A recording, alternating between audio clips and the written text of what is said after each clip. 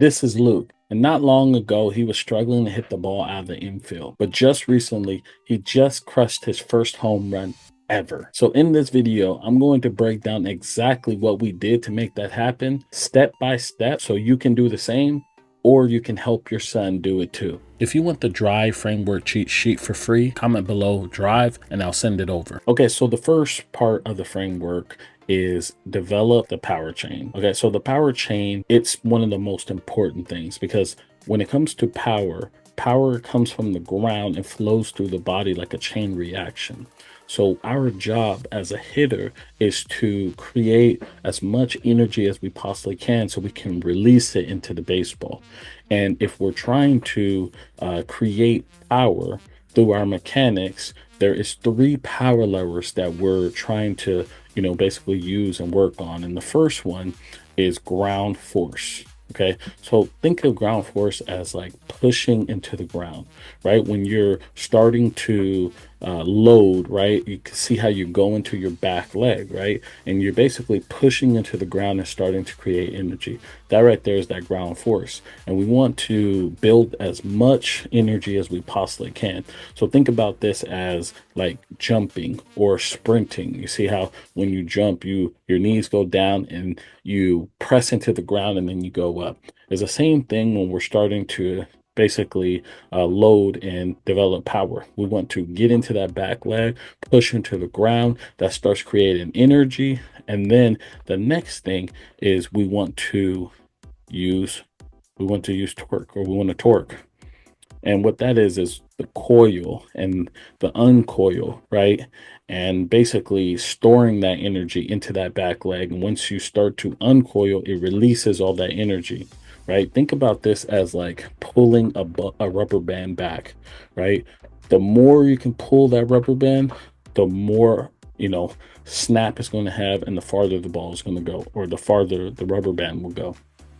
And then the last one is barrel launch. The barrel launch is the last part of the power chain. So basically what that is the swing. And think of this like a whip, right? So you remember Indiana Jones and how he used to snap that whip, right?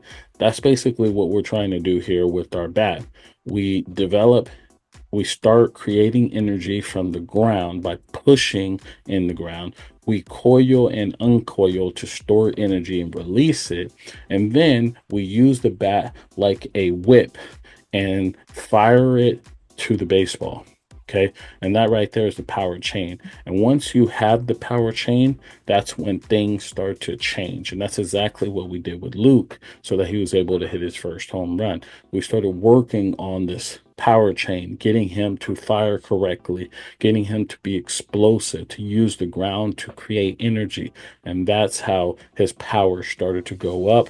And that's how he was able to hit this first home run. So now that we've developed the power chain, what we want to do is we want to reconnect the body. And what this means is basically we want to slow our body down and sync ourselves back together, right? When you're developing the power chain, you start to feel confident. You start to get a little bit of swagger, right? Because you're starting to hit the ball harder and farther.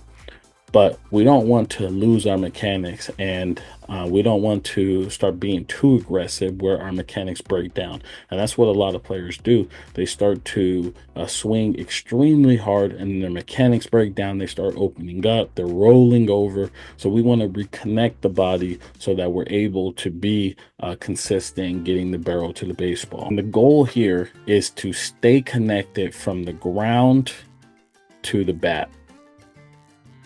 Think of this like fine-tuning a race car. Every piece has to fire in rhythm. Now, the next step in the framework is impact out front. See, the goal is always to hit the ball at your strongest, fastest, quickest point, and that's slightly in front of the plate. And if we flip back to Luke was always told to see it deep. Now, I have nothing against seeing it deep. I always recommend it, especially if you want to hit for power. First, learn how to make contact and make good decisions as a hitter, and that's seeing the ball deep. So I'm a big fan of that. That's how I learned how to hit first. I knew how to hit the ball to the opposite field, see it deep, know which pitches are good, And once you know that, then you can start pushing the ball further out front. So back to Luke, he was taught to see the ball deep and to hit everything to the opposite field. So his exit velocity and his launch angle was super low, and he wasn't strong enough to drive it over the opposite field hitter's head. So usually it was just a single. So we trained him to hit it out front where the barrel is the fastest, and that's where exit velocity and launch angle is optimized. Think of it like this: timing plus positioning, and when I say positioning, basically hitting it out front equals damage. So if we can learn how to do this and we can get consistent at doing this, we're going to really start driving baseballs for extra base hits. Now, the next part of the framework is we're going to visualize the ball flight. And I'm going to say something that might be a little controversial to a lot of people, and it's get out of the cage. The cage hinders you from seeing the ball the way it should be, right? When you're in the cage, you hit a baseball and people say, oh, that's a cage bomb, but that could be a pop-up or a fly out, right?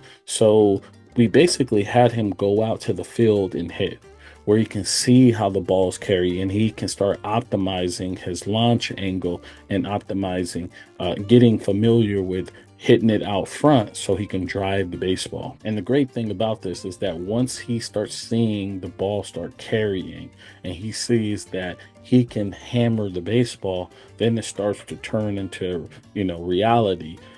It starts to transform into the game because he's seeing it visually. Oh, I'm hammering the ball and that went over the center fielder's head. Oh, that ball went to right center and that was a double. And every time he would hit a double or hit a ball that was driven, we would say out loud, yes, I can drive the baseball. I hammer it for extra base hits. I can hit a home run. So he became that hitter that he ultimately wanted to become. And the last thing I want to say about this is that when you hit on the field, you can see the intent, right?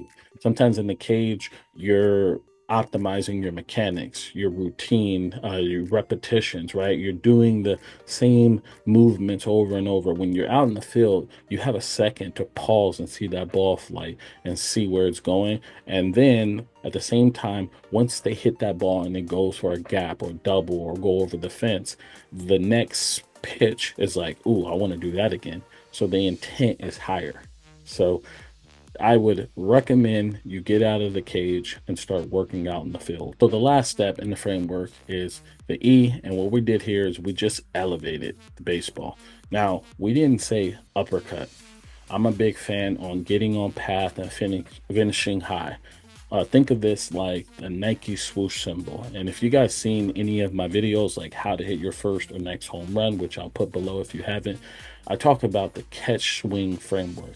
And that's basically what I taught him here, is to get on path, hit the ball out front and finish high. And what that does is that puts you in the 20, well, I like to say 15 to 25 degrees launch angle. And that's what we were looking for, because that's the basically launch angle to hit doubles and home runs.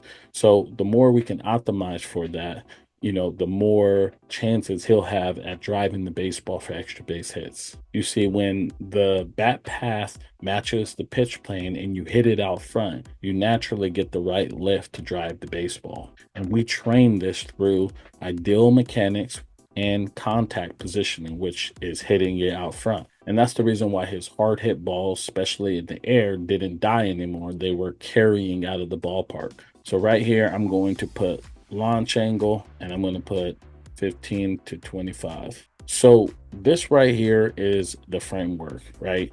And if I had to give a mental cue of what we did and what I said to him is, let the power chain do the work. So we put all the work here, and then once we practice this in the game, I just say, hey, let the power chain do the work. You've already learned how to do all this. Don't try to do too much. Just let the power chain do the work. And that's why he was able to hit his first home run. There's going to be many, many more. And he actually went back to back after his first home run. So with that being said, if you want results like this, go ahead below and click a time to schedule a time with me. We'll break down your power chain and see what's missing so that you can be able to hit your first or your next home run. With that being said, thank you guys so much for watching. Hit that like button for me if you like this. Do you like this style let me know in the comment section. I always read every comment and I always reply when you guys are, talking back to me. So with that being said, thank you guys so much, and I'll talk to you soon.